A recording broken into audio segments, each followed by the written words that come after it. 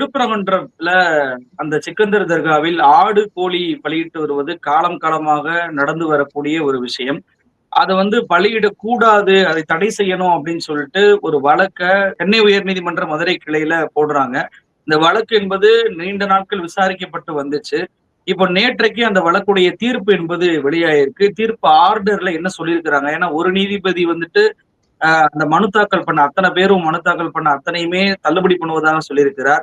இன்னொரு நீதிபதி தள்ளுபடி பண்ணக்கூடாது, விசாரிக்க வேண்டும் என்று சொல்லியிருக்கிறார். மாறுபட்ட தீர்ப்புனால தலைமை நீதிபதிக்கு வழக்கு என்பது போயிருக்கு. அந்த தீர்ப்புல என்ன சொல்லியிருக்கிறாங்க கொஞ்சம் விரிவா சொல்லுங்க. திருப்பரங்குன்றம் பிரச்சனை தொடர்பாக 5 வழக்குகள் நீதிமன்றத்தில் தாக்கல் செய்யப்பட்டது. அதுல 2 வழக்குகள் சங் பரிவார அமைப்புகள், இந்து மக்கள் கட்சி உள்ளிட்ட சங் பரிவார அமைப்புகள்.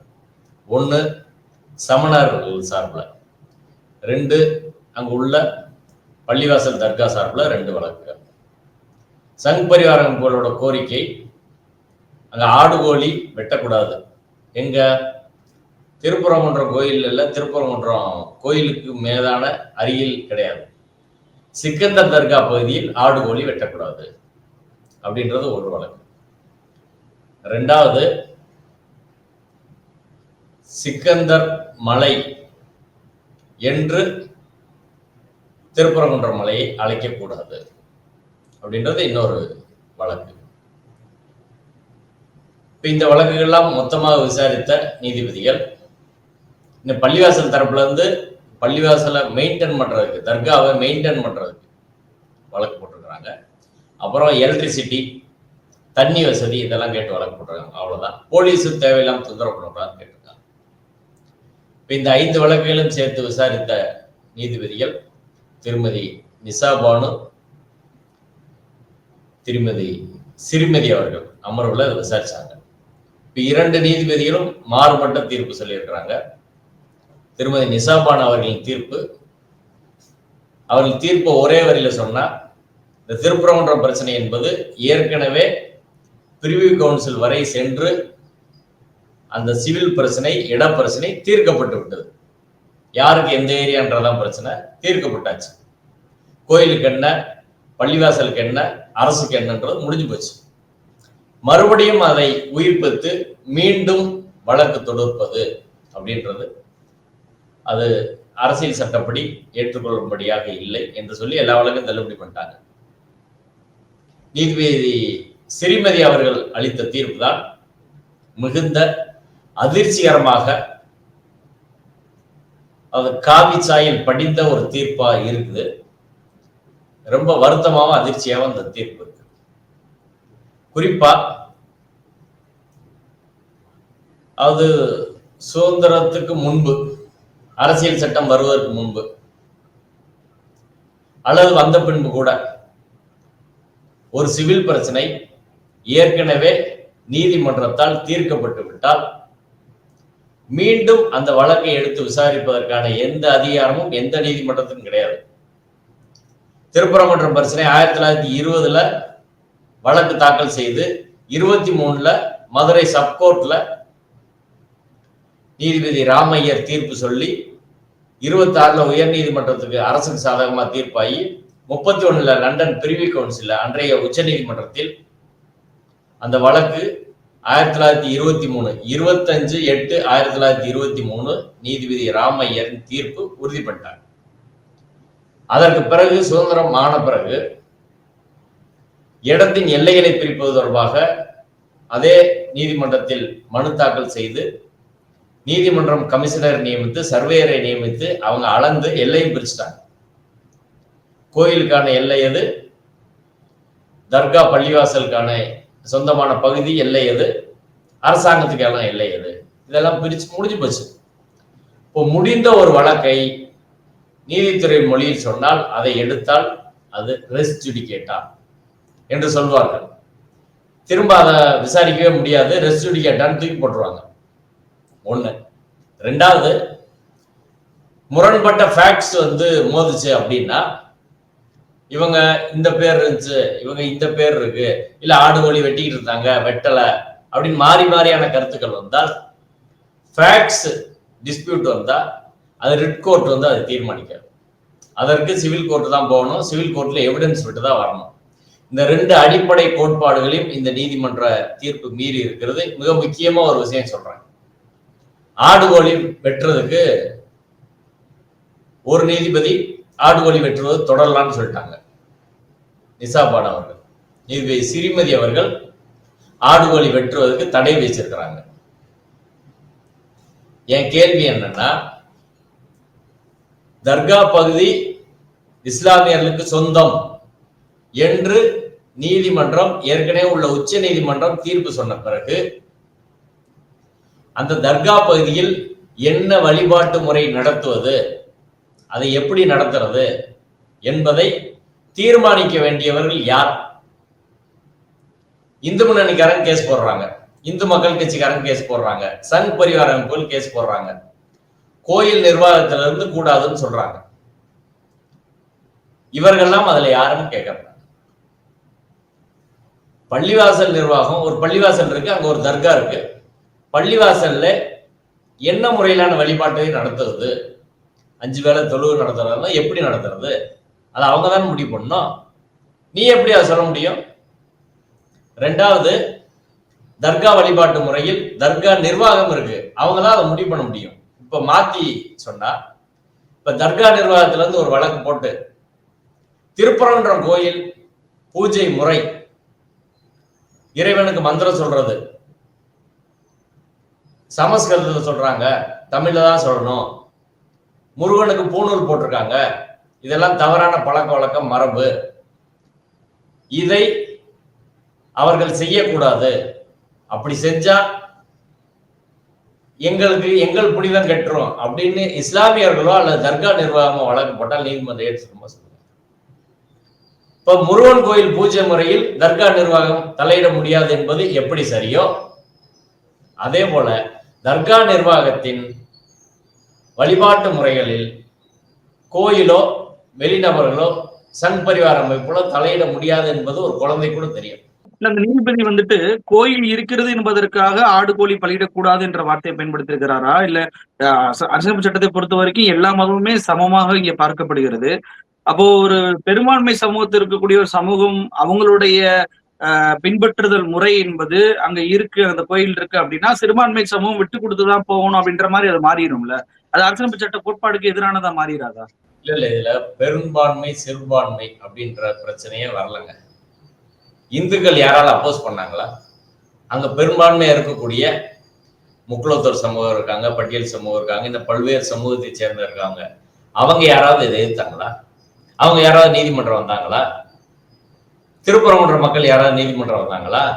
அப்ப பெரும்பான்மை மக்கள் எல்லாம் ஆடு கோழி வெட்டக்கூடாதுன்னு எங்கேயுமே சொல்லல. இவன் 2 பேர் சங் பரிவார அமைப்பு இஸ்லாமியர் எதிரியா காட்டி கோர்ட்டுக்கு வரான். அவன் எல்லா மக்களோட பிரதிநிதி. அவன் சங் பரிவார அமைப்பு இஸ்லாமியர்கள் வம்பு கருத்து அரசியல் பண்றதா வேலை. இந்த முருகன் மாநாட்டில் எப்படி தீர்மானம் போட்டாங்க பாத்தீங்களா?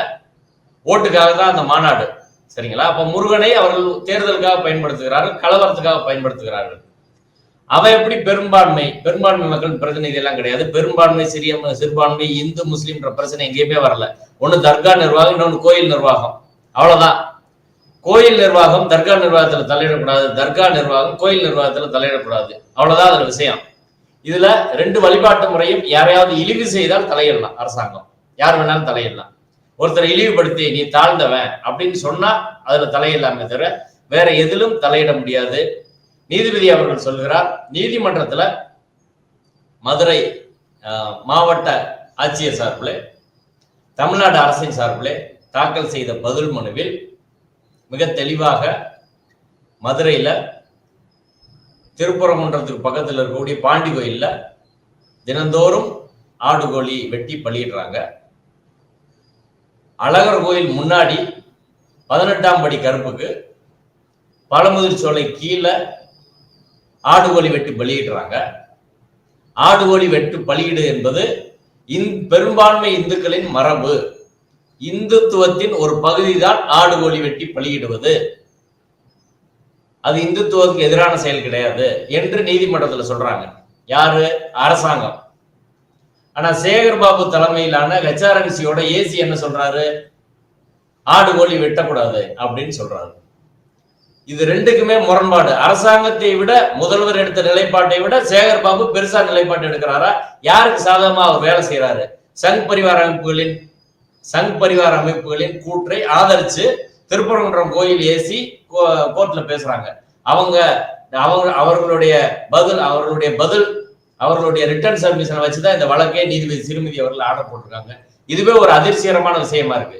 முதல்வரின் நிலைப்பாட்டை மீறி பத்திரிகையில திமுக பொதுச் செயலாளர் துரைமுருகன் உள்ளிட்ட திமுக, மதிமுக, விசிக எல்லா கட்சியும் சேர்ந்து அறிக்கை கொடுத்தாங்க. அந்த அறிக்கையில ஆடு கோழி வெட்டு மரபு நீண்ட காலமா இருக்குது என்று சொன்னார்கள். இப்ப அரசோட அதிகாரப்பூர்வமான நிலைப்பாடு தான். இந்த அதிகாரப்பூர்வமான நிலைப்பாட்டை முதல்ல தடுத்தது திருப்பரங்குன்றம் காவல் ஆய்வாளர் மதுரை வீரர் டிசம்பர் 3ஆம் தேதி. கமிஷனர் லோகனான் போய் சொன்னா அவரும் டிசம்பர் 25ஆம் தேதி மறுபடியும் தடுக்கிறாங்க, ஆடை பிடிச்சு வைக்கிறாங்க.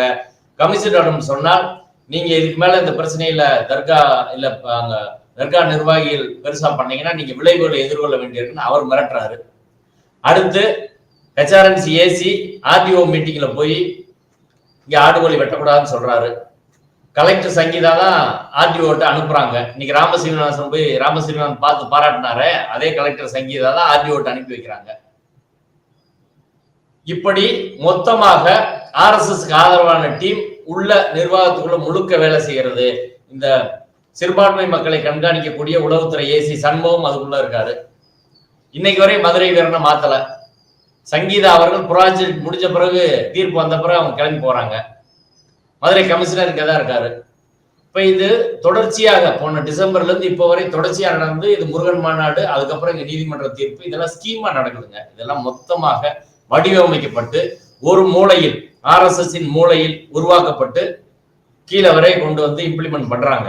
2026 தேர்தலுக்கான உத்தின்றது அவங்களுக்கு அதான்.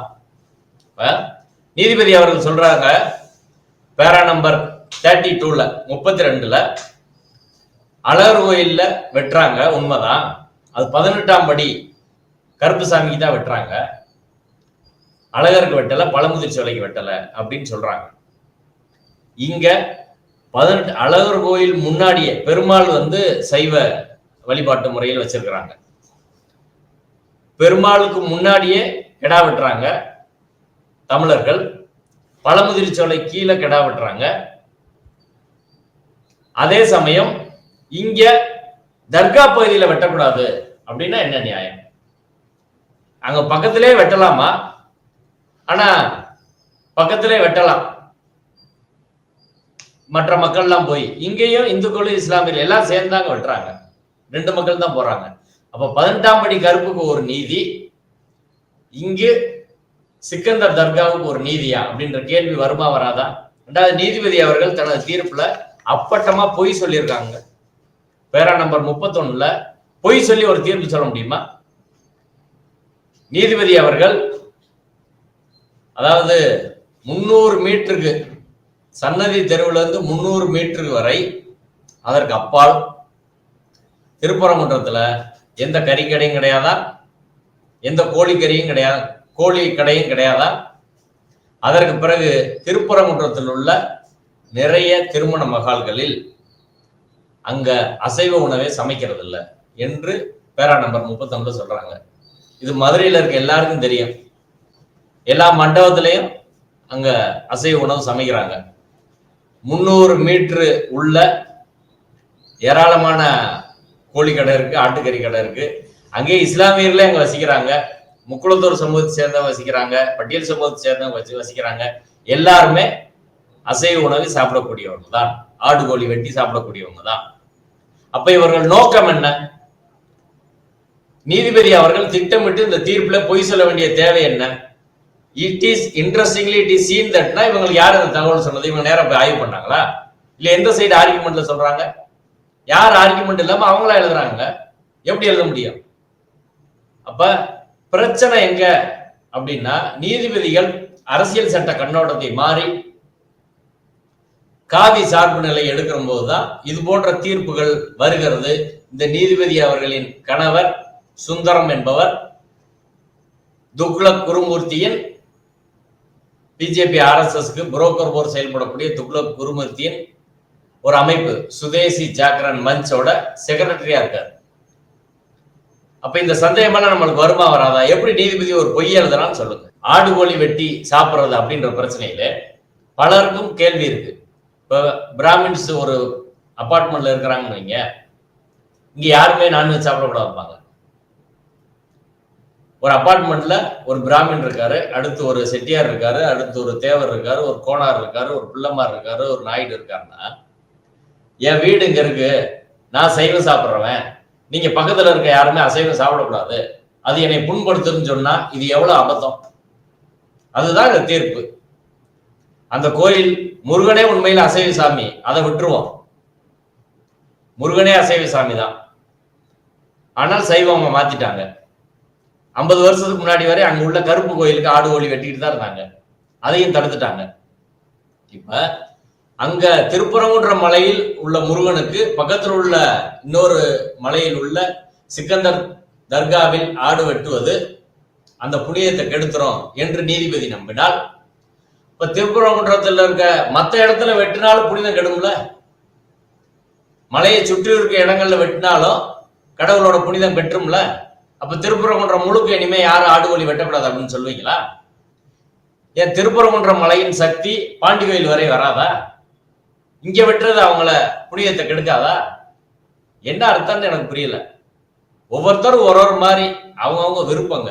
வழிபாட்டு முறை என்பது அவங்கவுங்க விருப்பம். அரசியல் சட்டம் ஆர்டிகல் 25ல மத வழிபாட்டு உரிமை என்பது அடிப்படை உரிமை. மத வழிபாட்டு உரிமை ஆர்டிகல் 26ல டினாமினேஷனல் ரைட். ஒரு மத நிறுவனங்களை உருவாக்கலாம், நிர்வாகம் பண்ணலாம், சடங்கு வழிமுறையில் அவர்கள் தீர்மானிக்கலாம், அடுத்தவங்களை இழிவு செய்யாத வரை அது செய்யலாம். அனைத்து ஜாதி அர்ச்சகர் விஷயத்துல என்ன சொன்னீங்க? சபரிமலை விஷயத்துல என்ன சொன்னீங்க? நீங்க பெண்களை விடுங்க, இழிவுபடுத்தாங்கன்னு சொல்ற போது இந்த சனாதனவாதிகள் என்ன சொன்னார்கள்? சங் பரிவார அமைப்புகள் என்ன சொன்னார்கள்? எங்கள் மத வழிபாட்டு உரிமையில நீ யாருக்கு தலையிடுறது? சிபிஎம் கட்சி எப்படி தலையிடலாம், கேரளா கவர்மெண்ட் எப்படி தலையிடலாம் நீ கேட்ட இல்ல? இன்னைக்கு மாற்று மத வழிபாட்டு முறையில், தர்கா வழிபாட்டு முறையில் தலையிட்டு பேசுவதற்கான அதிகாரத்தை இந்த சங் பரிவார அமைப்புகள் யார் கொடுத்தது? நீதிமன்றம் அதை எப்படி ஏற்றுக்க முடியும்? அடிப்படையில ஆடு கோழி வெட்டுவதே, அசைவம் சாப்பிடுவதே, நிர்மலா சீதாராமன் சொன்ன மாதிரி நாங்க பூண்டு வெங்காயம் சாப்பிட மாட்டோம், அசைவம் சாப்பிட மாட்டோம் என்பதுதான் அவர்கள் நிலைப்பாடு. அதை திருவண்ணாமலை, மதுரை எல்லா இடத்துக்கும் கொண்டு வருவதற்கான ஒரு முயற்சியை செய்கிறார்கள். இதுல நீதிபதி சொல்றாங்க, நீங்க அங்க ஆடு கோழி வெட்டுற பழக்கம் வழக்கம் மரபு உங்களுக்கு இருந்துச்சுன்னா 1920 சூட் ஃபைல் பண்றதுக்கு முன்னாடி தொடர்ச்சியாக அந்த பழக்கம் இருந்துச்சு, நீங்க சிவில் கோர்ட்டுக்கு போங்க அப்படின்னு சொல்றாங்க. இது ஒரு ட்ரெடிஷனலா ஒரு பழக்கம் இருந்துகிட்டு இருக்கு. அந்த பழக்கத்தை சங் பரிவார அமைப்புகள் தடுத்து சொல்லி வழக்கு போடுறாங்க. அவன் சிவில் கோர்ட்டுக்கு போகணுமா? ஏற்கனவே இருக்கிறவங்க சிவில் கோர்ட் போகணுமா? நான் ஒரு வீட்டுல இருந்துகிட்டு இருக்கேங்க, 300 வருஷமா ஒரு வீட்டுல இருந்துகிட்டு இருக்கேன். நான் என் வீட்டுக்குள்ள என்ன சாப்பிடணும் இன்னொருத்தவன் சொல்றான். இன்னொருத்தன் சொல்றத அவன் சிவில் கோர்ட்ல போய் நான் இந்த வீட்டுல இது சாப்பிடல, இதான் சாப்பிடணும், இதான் மரபுன்னு நிரூபிக்கணுமா? நான் கோர்ட்டுக்கு போய் நான் என்ன நிரூபிச்சுக்கணுமா? நான் எதுக்கு இருக்கேன்? நான் என் இடத்துல இருக்கிறேன். என் இடத்துல என்னன்னு சொல்லிட்டாங்க. 1954 உச்ச நீதிமன்றத்தின் 7 நீதிபதிகள் கொண்ட அமர்வு மிக தெளிவா சொல்லிட்டாங்க, மதம் என்பது, மத வழிபாடு என்பது சடங்குகளின் உள்ளடக்கியதுதான். அதை சொல்லித்தான் அர்ச்சகராக விடாம எங்களை தடுத்து வச்சிருக்கீங்க, ஆகமத்தை சொல்லிதான் தடுத்து வச்சிருக்கீங்க. அதுல யாரும் தலையிடாதுன்றீங்க. சிதம்பரம் நடராஜர் கோயில் பிரச்சனையில பேசினா அது தமிழ்ல தான் பாடணும்னா எங்க மதம், எங்க கோயில் தான் நாங்க தான் தீர்மானிப்போம். தீட்சிதர் சொல்றாங்கல்ல, வெளியாரு சொல்ற அப்படின்னு. இப்ப எதுக்கு நீ சொல்ற சொல்லு?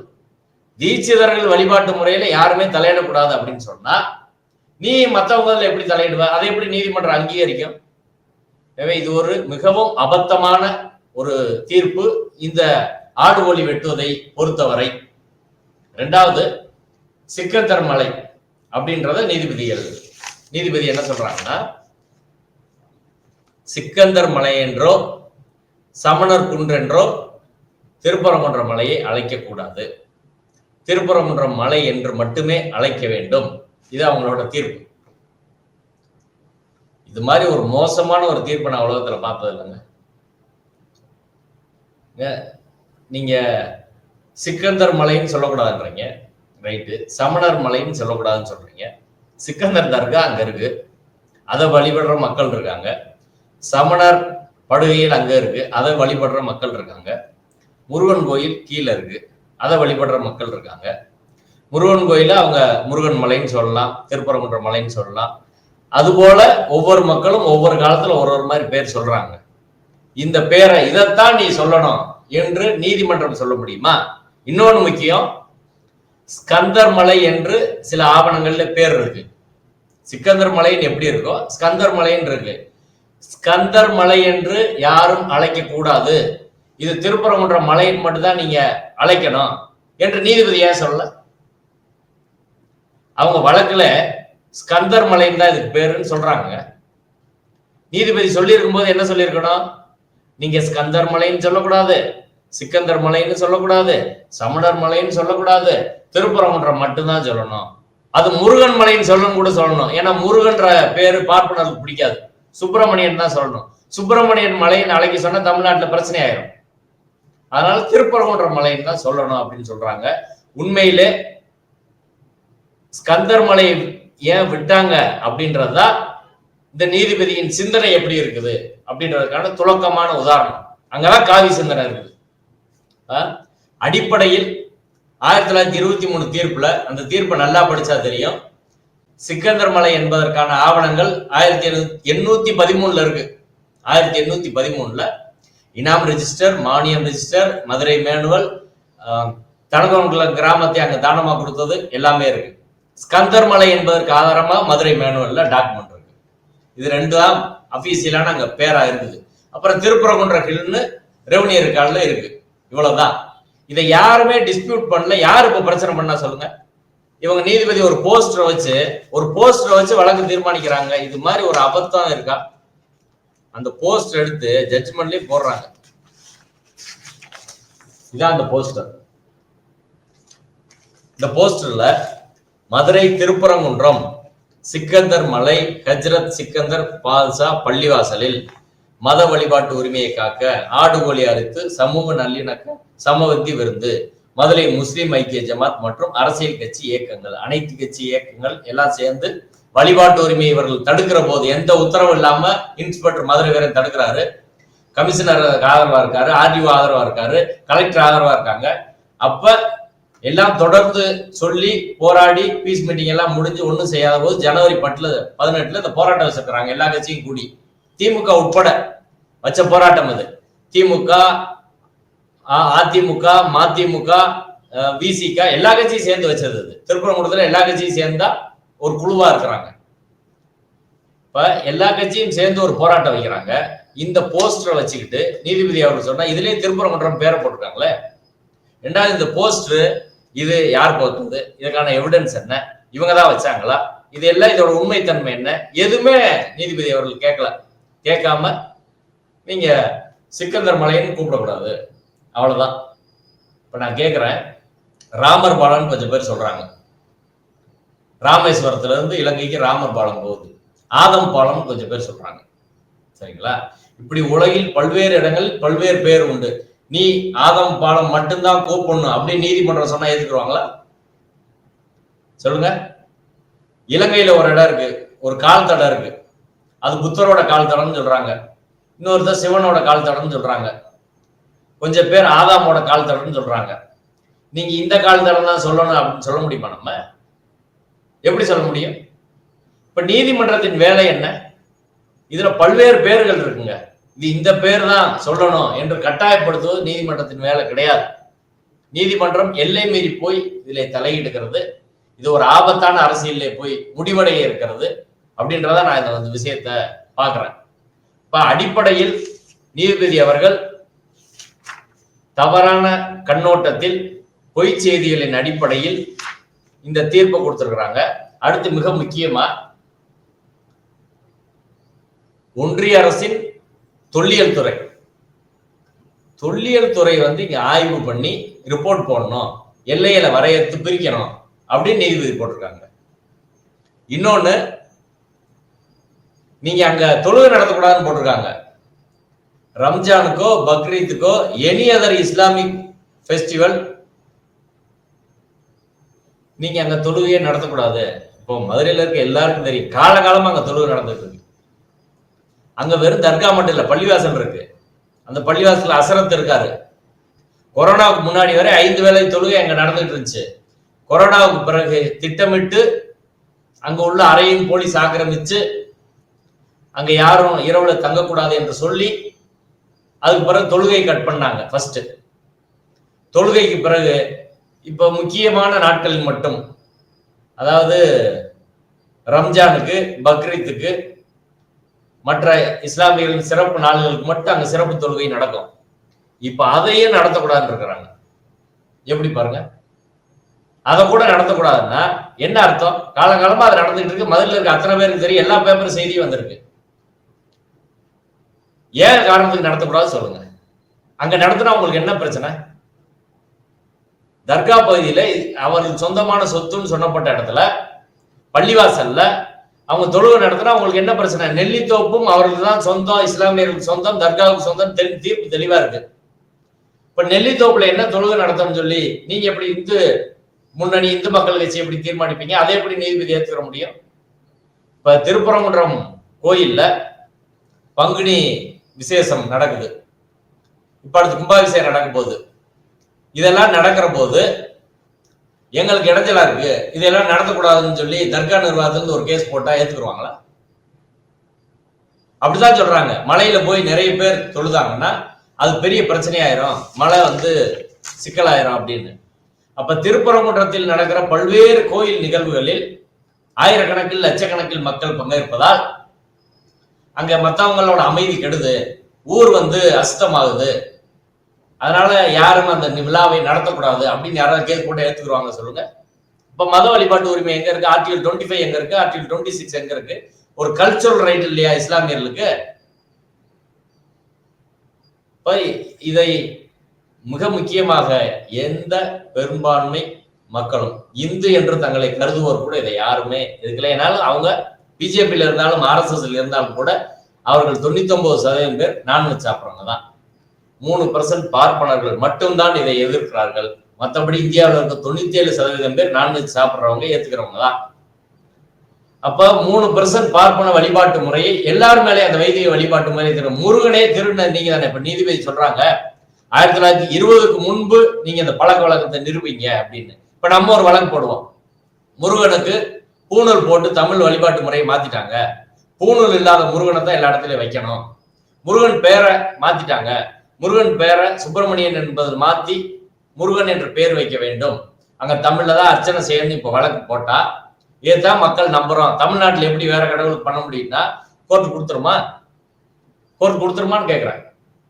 என்ன ஆகும்? உடனே அவங்க எல்லாம் வருவாங்க, தடுப்பாங்க.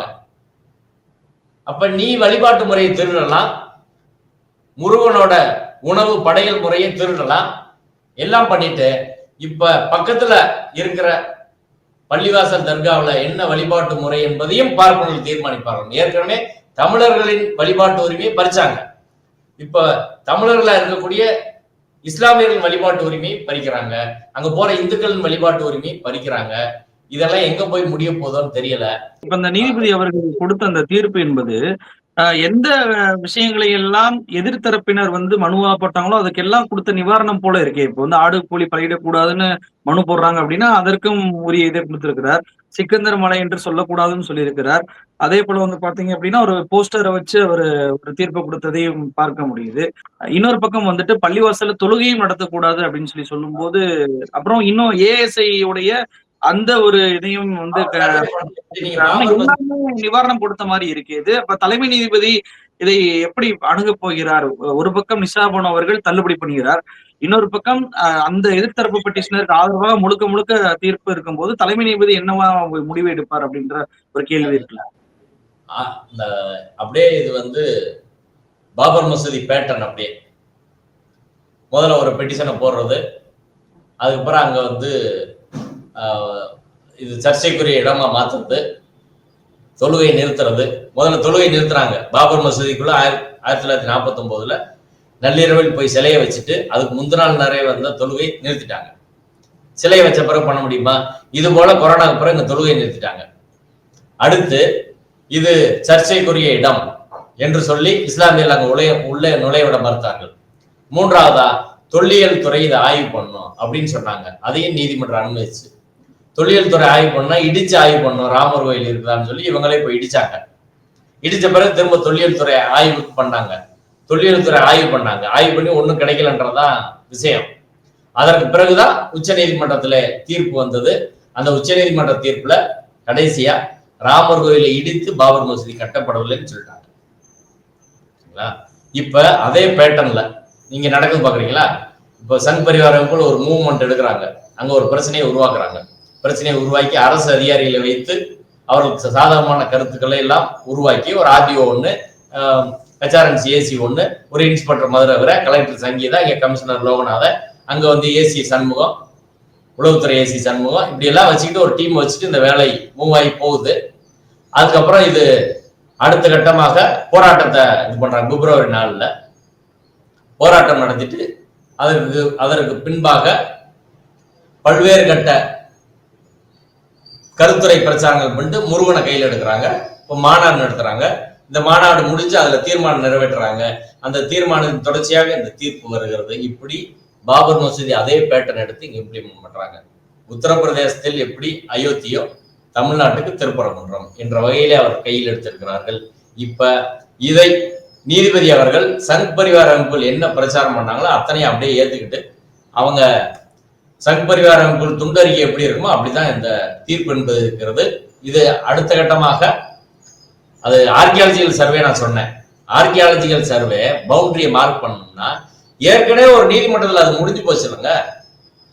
சிவில் நீதிமன்றம் பவுண்டரி எல்லாம் மார்க் பண்ணி முடிச்சுட்டாங்க. திரும்ப நீங்க எப்படி மார்க் பண்ண முடியும்? என்ன புரிதல் எனக்கு தெரியல. இப்ப அடிப்படையில் நீதிபதிகள் அரசியல் சட்ட சிந்தனையோடு இருந்து அது பிரச்சனையே கிடையாது. நீதிபதிகள் காவி சிந்தனையோடு நீதித்துறையில் வருகிற போது பல்வேறு குழப்பங்கள், சிக்கல் ஏற்படும். இந்தியாவில் எல்லா மக்களுடைய கடைசி நம்பிக்கை நீதித்துறை. அந்த நீதித்துறை மோடி அரசாங்கம் தீவிரமா சேர்த்துட்டு வருது. இது உச்ச நீதிமன்றத்தின் 4 நீதிபதிகளை 2018 கையெழுத்து கும்பிட்டு மக்கள்கிட்ட சொன்னாங்க, உச்ச நீதிமன்றத்தை காப்பாத்துங்க என்று. அதன் தொடர்ச்சியா தான் இந்த தீர்ப்பு வருது. நீங்க கிட்டத்தட்ட எல்லாரும் வழக்கறிஞர் அணி வைத்திருப்பார்கள், RSS நீதிபதிகள் அணி வைத்திருப்பார்களோ என்ற சந்தேகம் ஏற்படும் அளவுக்கு இந்த பிரச்சனை என்பது இவ்வளவு தீவிரமா போயிட்டு இருக்கு. இது நீதிமன்றத்தில் ஏற்கனவே முடிஞ்ச ஒரு பிரச்சனையை திரும்ப தோண்டி கொண்டு வர்றது என்பது ரொம்ப ரொம்ப அப்பட்டமான சித்தாந்த அரசியலின் நீதித்துறை வெளிப்பாடாக இருக்கிறது. இது மிகப்பெரிய பேராபத்து. பெரிய கட்சிகள்லாம் இதை பார்க்காம இருக்கிறாங்க. தலைமை நீதிபதி என்ன செய்வார்? தலைமை நீதிபதி அவர் இதுவரை அவர் செஞ்ச விஷயங்கள் எது சரியான விஷயமா பார்க்கல. போர்ட்போலியோ அலோகேஷன்ல இருந்து பலவும் சிக்கலா தான் இருக்குது. அதனால தலைமை நீதிபதி மீண்டும் அரசியல் சட்ட சிந்தனை இல்லாத ஒரு நீதிபதியிடம் இந்த வழக்கை போட்டால் மறுபடியும் இது சிக்கலுக்குரியதாக மாறும். இது அவர்கள் தேர்தல் உத்தி அஜெண்டா 2026க்கான உத்தி என்பதால் அவர்கள் எல்லா வேலையும் திட்டமிட்டு செய்வார்கள். அதனால இது நீதித்துறையில் சரியா நடந்துரும் அப்படின்ற நம்பிக்கை எனக்கு கிடையாது. மக்கள் திரண்டு எதிர்த்தால்தான் இந்த பிரச்சனை என்பது அடுத்த கட்டத்துக்கு போகும். இத்தனை அதிகாரிகள் இதுல அவங்க RSSக்கு துணை போயிருக்கிறாங்க. யாராரு? Inspector Madurai Veeran, RDO Kannan, HRNC AC, IS AC Shanmugam, இந்த கமிஷனர் லோகநாதன், இங்க கலெக்டர் சங்கீதா, இத்தனை பேர். இந்த செய்தியெல்லாம் உளவுத்துறை தலைமை முதல்வர் கொண்டு போயிருக்கணும்ல. எது நடக்கல. இப்ப முதல்வர் எடுத்த ஒரு நிலைப்பாடு நீதிமன்றத்துல சேகர்பாபுவின் துறையால் கொஸ்டின் பண்ற அளவுக்கு RSS செல்வாக்கு இங்க ஊடுருவி இருக்குன்னா இங்க எப்படி நிர்வாகம் நடக்குது அப்படின்றது நம்மளுக்கு அதிர்ச்சியா இருக்குது. அதை தாண்டி போகுதோ, அரசு அதிகாரிகளை அவங்க கட்டுப்பாட்டில் எடுத்துட்டாங்களோ என்ற சந்தேகம் வருகிறது. இப்ப அடுத்த கட்டமா அது நீதித்துறையிலும் இப்படி ஒரு மோசமான தீர்ப்பு கொடுக்கிற போது நம்மளுக்கு மிகுந்த அதிர்ச்சியாக இருக்கிறது. எனவே மக்கள் தான் களத்தில் இறங்க வேண்டும். இந்த அபாயத்தை மக்கள் புரிந்து கொண்டு களத்தில் இறங்கினாதான். ஏன்னா அவங்க ஜுடிஷியரியை இந்தியனைசேஷன் ஆஃப் ஜுடிஷியரி என்று சொல்கிறார்கள். சனாதன தர்ம அடிப்படையில, இங்க உள்ள வேத புராண இதிகாச அடிப்படையில அதை சோர்ஸ் எடுத்துக்கிட்டு தீர்ப்பு சொல்லணும். நீங்க கான்ஸ்டியூஷன் அசம்பிளி, வெளிநாட்டு நீதிமன்றங்கள், இங்கிலாந்துல இருந்து இந்த சட்டம் வச்சு இதெல்லாம் பார்க்க கூடாது, புராண இதிகாசங்கள் அடிப்படையிலே தீர்ப்பு சொல்ல வேண்டும் என்ற ஒரு கருத்து RSS தொடர்ச்சியாக பரப்பப்படுகிறது. பல நீதிபதிகளுக்கு அந்த சிந்தனைகள் இருக்கிறது. அதோட வெளிப்பாடுதான் இந்த தீர்ப்புலையும் நம்ம பார்க்கிறோம். இது மிக மிக ஆபத்தானது. இதே நீதிபதி அவர்கள் தான் பழனி கோயில்ல வேற்று மதத்தவர் நுழையக்கூடாதுன்னு சொல்லி போர்டு வைக்கணும்னு சொன்னாங்க.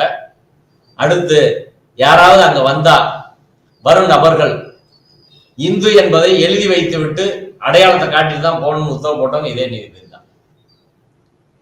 அப்ப இதெல்லாம் இப்ப முதல்வர் ஸ்டாலின் வந்தா கூட நான் ஒரு இந்து மத நம்பிக்கை கொண்டவன் எழுதி வச்சுட்டு தான் அவன் போகணும். அதான் தீர்ப்போட அவர்கள் ஏற்கனவே கொடுத்த தீர்ப்பு. இன்னைக்கு கூட மைனாரிட்டிஸ்க்கு டெட் தேவையா, ஆசிரியர் தகுதி தேர்வு தேவையான்றதுல ஒரு நீதிபதி தேவையில்லைன்றாங்க. இந்த நீதிபதி அவர்கள் தேவை அப்படின்னு சொல்லி மைனாரிட்டிக்கு எதிரான தீர்ப்பாக இன்னொரு தீர்ப்பையும் கொடுக்குறாங்க. இப்படி பல்வேறு விஷயங்கள் நீதித்துறையில் நடந்து கொண்டு இருக்கிறது. நீதித்துறை தவறு செய்தாலும் கட்சிகள் அதை எதிர்க்க வேண்டும். இந்த தீர்ப்பு அரசியல் சட்டத்தின் படியானதல்ல. அரசியல் சட்டப்படியான தீர்ப்புகளுக்கு மட்டும்தான் நாம் கட்டுப்பட்டவர்கள். அதைத்தான் நம்ம ஏற்றுக்கிற முடியும். என்ன தீர்ப்பு கொடுத்தாலும் ஏற்றுக்கொள்வது முடியாது. நீங்க பகவத்கீதையில இருந்தோம் மனு தர்மத்துல இருந்து ஒண்ணு எடுத்து கொடுக்குறீங்கன்னா அதை எப்படி ஏத்துக்கிற முடியும்? அரசியல் சட்டம் தான் நம்மளுக்கு வேதம், அரசியல் சட்டப்படிதான் நடக்கணும். அதன் பேர் தான் உறுதிமொழி எடுத்துட்டு வராங்க. எனவே மக்கள் விழிப்பாக இருக்க வேண்டும். மதுரை மக்கள் விழிப்பாக இருக்கணும். இது முருகன் மாநாட்டோட இந்த தீர்ப்போட நிக்காது. இந்த தீர்ப்புக்கு அடுத்து கார்த்திகை தீபத்தை நோக்கி செல்வார்கள். மதுரையை கலவரமாக்க முயற்சி செய்வார்கள். அதற்கு எல்லா துறைகளும் துணையா இருக்கிறது போல தெரியுது. மக்கள் தான் நம்மை காத்துக்கொள்ள வேண்டும். நீங்க சொல்வதை வச்சு பார்க்கும்போது இன்னொரு பாபர் மசூதி போன்ற ஒரு பின்னணி மதுரையிலே, அதுவும் தமிழ்நாட்டிலேயே நடக்க இருக்கிறது அப்படின்றதை புரிஞ்சு கொள்ள முடிகிறது. நிச்சயமாக இது ஆரம்ப கட்டத்திலே தடுத்து நிறுத்தினால் மட்டும்தான் நம்ம தமிழ்நாட்டுல இன்னொரு பாபர் மசூதி போல ஒரு இடிப்பு சம்பவம் என்பது நடக்காம இருக்கும். ஏன்னா அயோத்தியாக மாற்றுவேன் அப்படின்னு சொல்லிட்டு இச்சராஜா இதை வைத்துதான் பேசினாரோ அப்படின்ற சந்தேகம் எல்லாம் இப்ப நம்மளால யூகிக்க முடிகிறது. நிகழ்ச்சியில் கலந்து கொண்டு பல்வேறு தகவல்களை நம்ம நேரிட்ட பகிர்ந்துட்டீங்க. ரொம்ப நன்றி சார்.